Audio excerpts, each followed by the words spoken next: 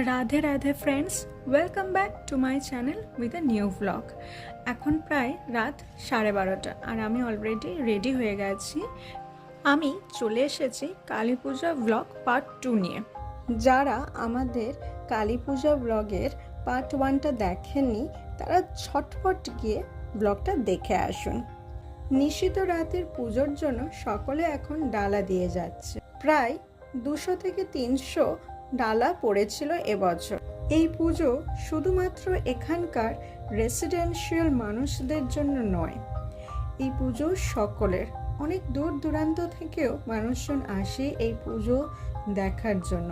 প্রত্যেকের বাড়িতে রিলেটিভস আর ফ্রেন্ডসে প্রচুর লোকজন আসে। যারা বাইরে কাজ করে, ব্যাঙ্গালোর, মধ্যপ্রদেশ কিংবা আরও বিভিন্ন জায়গায়, তারাও প্রায় 1 মাস আগে থেকে ছুটির বন্দোবস্ত করে নেয় মায়ের টানে এখানে এসে একবার মায়ের দর্শন করবে বলে।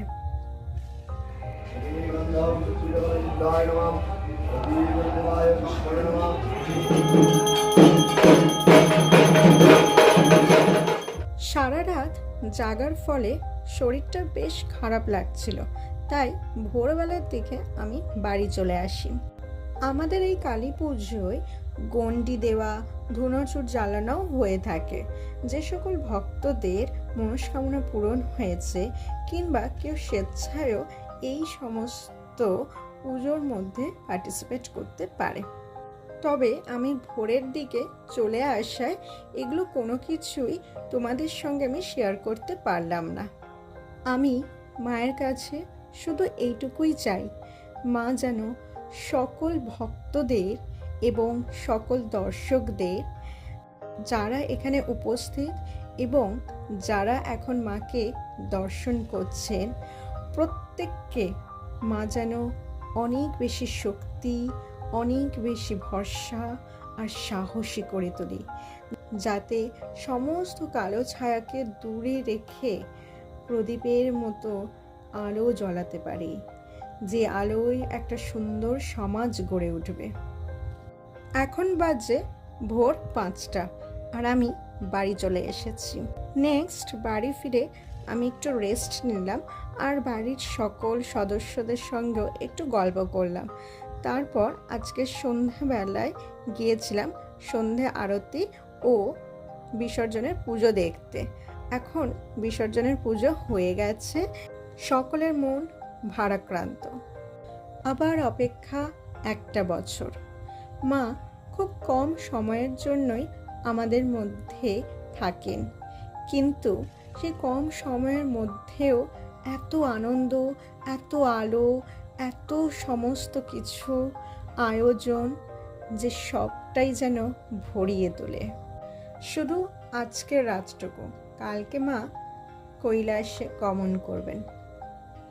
আপনি যদি আমার চ্যানেলে নতুন হয়ে থাকেন তাহলে প্লিজ সাবস্ক্রাইব করে দেবেন আর পাশে থাকা বেল আইকনটা অবশ্যই ক্লিক করে দেবেন, যাতে আমি যখনই ব্লগ ছাড়বো তার নোটিফিকেশন ইমিডিয়েটলি আপনাদের কাছে পৌঁছে যায়। যে সকল মানুষেরা আমার উপর ভরসা রেখেছে, আস্থা রেখেছে এবং স্বপ্নের সেতু পরিবারটা একটু একটু করে বাড়তে হেল্প করছে, তাদেরকে অসংখ্য ধন্যবাদ। তবে স্বপ্নের সেতুর পথ চলা এখন অনেক বাকি, তাই সকলের কাছে একটাই রিকোয়েস্ট, প্লিজ সাপোর্ট আস। ব্লগটা ভালো লাগলে প্লিজ একটা লাইক করে দেবেন।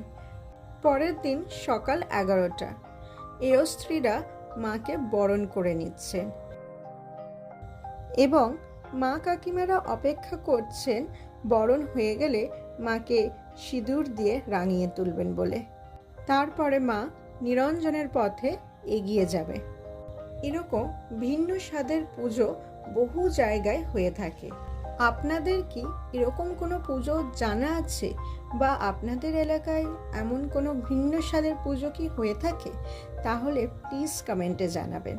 আমার এই সমস্ত বিষয় বেশ ইন্টারেস্টিং লাগে, অজানা কত তথ্য জানা যায়। দেখা হবে আবার একটা নতুন ব্লগে with some exciting and energetic vibes. Thanks for watching. আপনারা প্লিজ পাশে থাকুন, do subscribe and like the vlog. That's all about today. Have a very nice day. Bye bye.